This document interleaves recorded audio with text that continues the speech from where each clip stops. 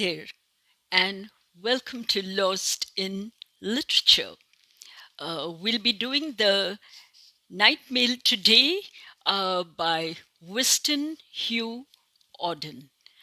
He's a British American poet, and in this particular poem, he has celebrated the romance of snail mail, letters that had to be transported by train or plane, whatever, from one place to another.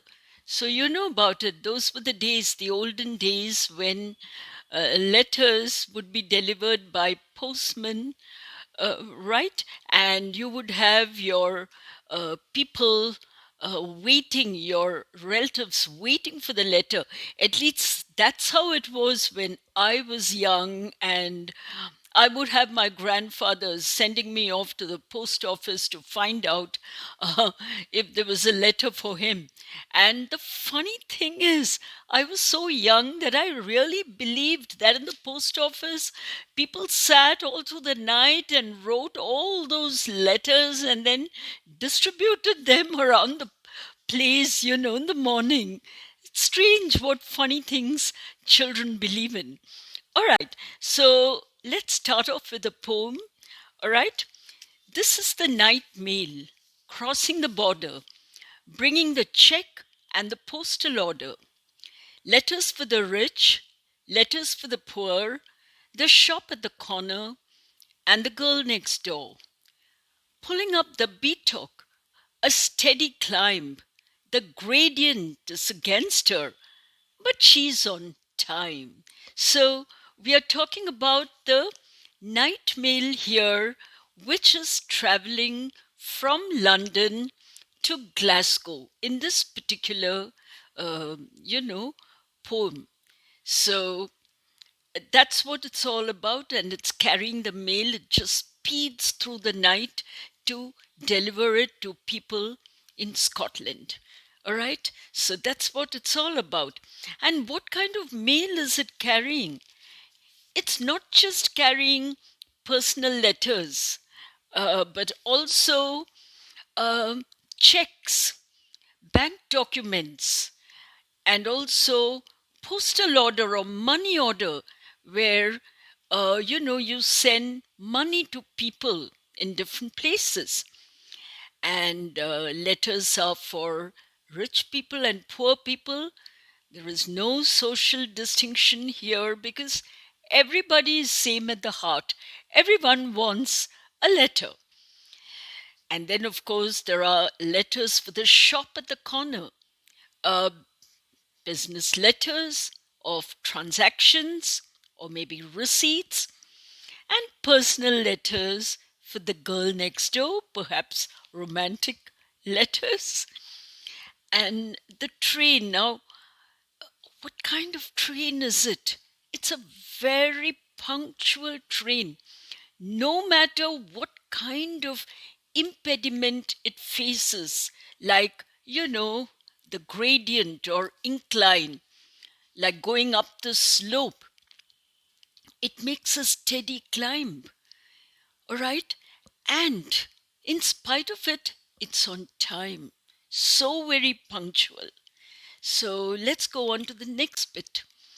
Past cotton grass and moorland boulder, shoveling white steam over her shoulder, snorting noisily as she passes, silent miles of wind-bent grass.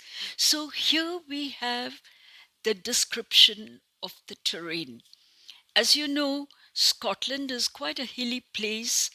They call it the Highlands, and you know that the train has to puff up hills and speed down slopes.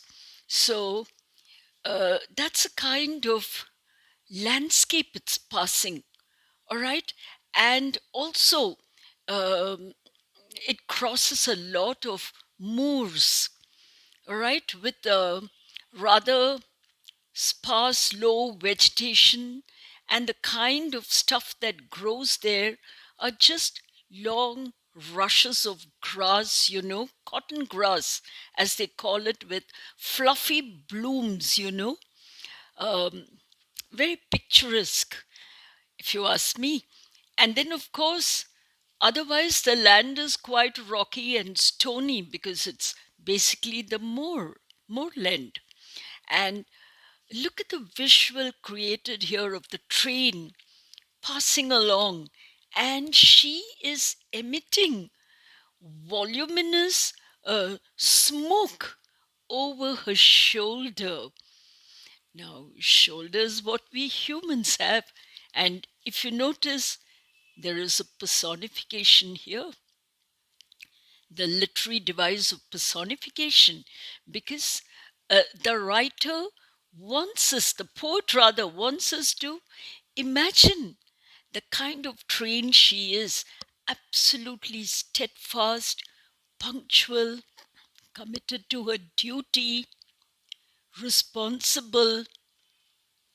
All these things are evident when he talks about her as a person, the train as a person.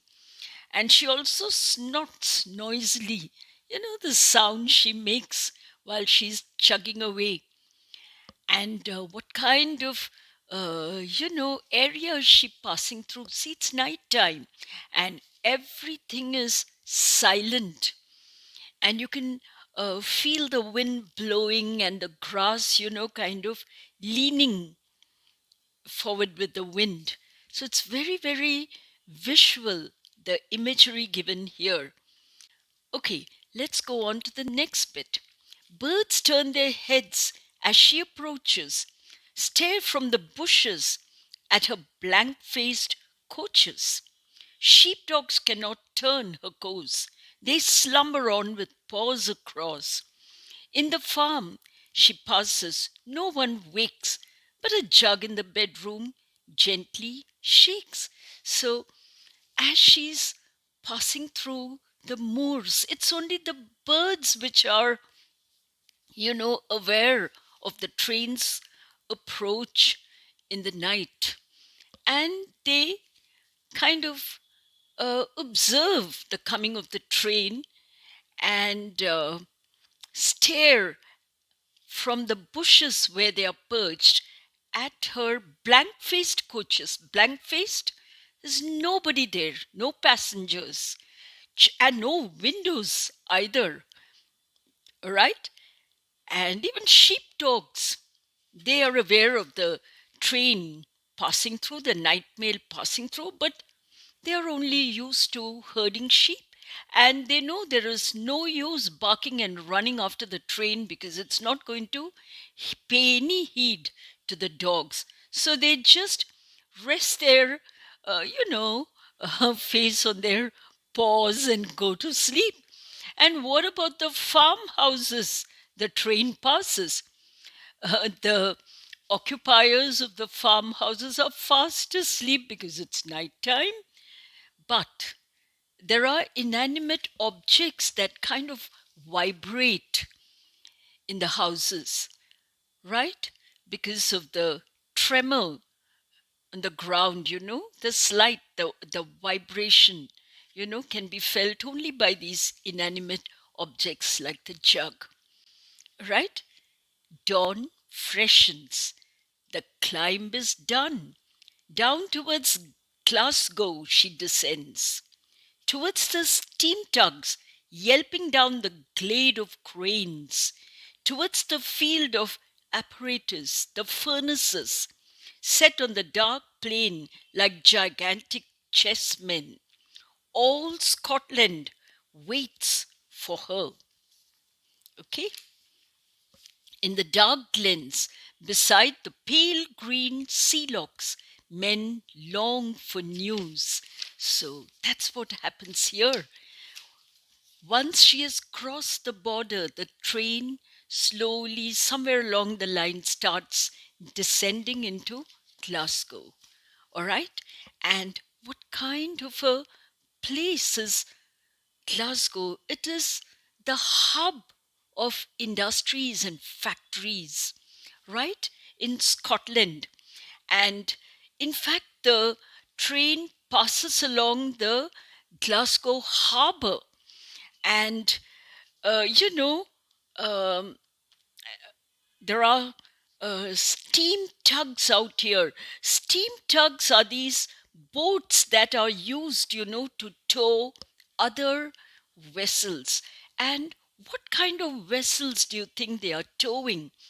They are towing these vessels with cranes, all right? And they are kind of yelping, making all kinds of sounds as they move, uh, you know, along the harbor. Because Glasgow in the past was, had kind of shipping industries. It was a shipbuilding city. All right. So that is something we should keep in mind. And all these factories and furnaces are strategically placed along the harbor so that it is easy to transport whatever they make. All right. And it appeared in that morning light, that dawn light, like a gigantic chessman on a huge big chessboard set on earth. And the entire Scotland was waiting, all right, for the Nightmail to arrive. Even remote places, all right, in the valleys where there were inlets of lochs or lakes. Scotland is famous for the Loch Ness monster, right?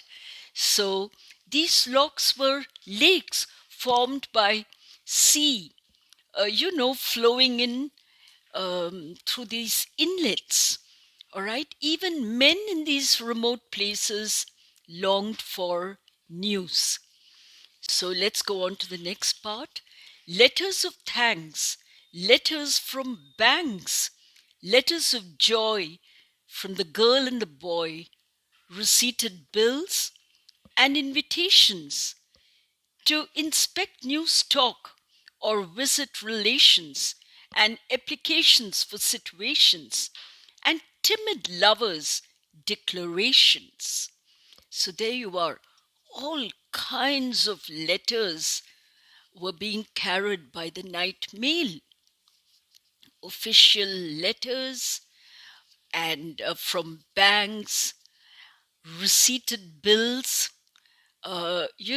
receipts of transactions, formal invitations, and then, of course, letters of job applications, all kinds of official letters, which kept the business throbbing in Glasgow because, like I told you, it was a very important town, a city in Scotland where a lot of factories and industries mushroomed, and also shipbuilding thrived out there.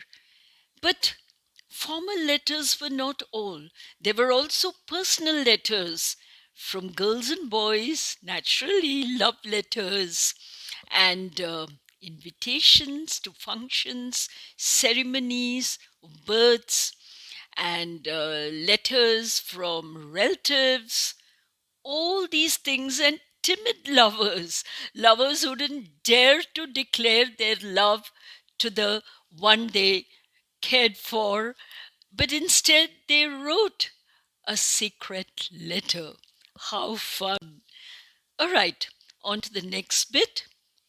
And gossip from all the nations, news circumstantial, news financial, letters with holiday snaps to enlarge in, letters with faces scrawled in the margin, letters from uncles, cousins, and aunts, letters of Scotland from the south of France, letters of condolence to highlands and lowlands, notes from overseas to Hebrides. Oh my! Now we have information about the kind of news that people received and the kind of letters. Like, look at that, lots of gossip and also lots of news from different countries traveled to the receivers, maybe to newspapers, and also financial news. And that's very important for the stock exchange because businessmen love to have news in advance. So, all that perhaps, and letters, from people who are holidaying, complete with snapshots, okay? And okay, letters with a lot of drawings and doodlings from relatives like uncles and cousins and aunts. Letters to Scotland from south of France, from exotic places from the south of France, and also condolence letters to people in the lowlands and the Scottish Highlands, and not just that, even to remote places like the islands and the Hebrides. Wow, look how far these letters traveled. It's amazing, and all kinds of news. Okay, now what kind of material was used, and what how did the contents sound? Let's find out. Written on paper of every hue, every color, the pink, the violet, the white, and the blue, the chatty, the catty, the boring, adoring, the cold and official, and the hearts outpouring, clever, stupid, short, and long, the typed, the printed, and the spelt all wrong. Oh my God, what an assortment of written letters.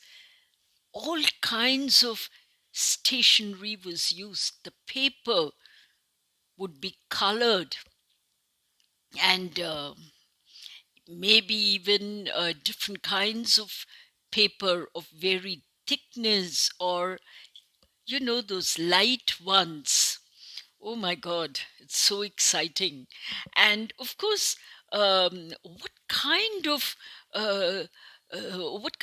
tone would the writers of these letters use? Some of them were chatty, full of naughty everyday news, and some of them were catty. They were really wicked and malicious and sent all kinds of barbs to hurt the receiver. And then there were these boring letters full of daily drivel.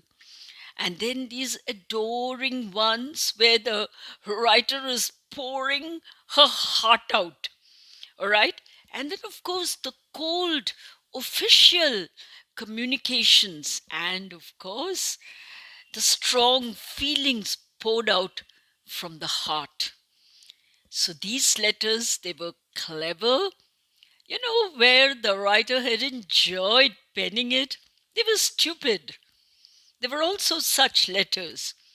There were short letters and long letters, typed ones, printed ones, and letters that were all spelt wrong from childish uh, writing. Little ones also probably sent letters to their friends or, whoever. It's so cute. Okay, now thousands are still asleep as the train is slowly making its way to the Glasgow station, and they are dreaming of terrifying monsters, all right? Or of friendly tea beside the band at Cranston's or Crawford's. Asleep in working Glasgow, asleep in well set Edinburgh, asleep in granite Aberdeen, they continue their dreams and shall wake soon and long for letters and none will hear the postman's knock without a quickening of the heart. For who can bear to feel himself forgotten? That's the whole point. So, what kind of letters what kind of letters are people expecting? They want communication. That's how they would feel wanted. They would feel, missed, acknowledged. Every human being wants recognition.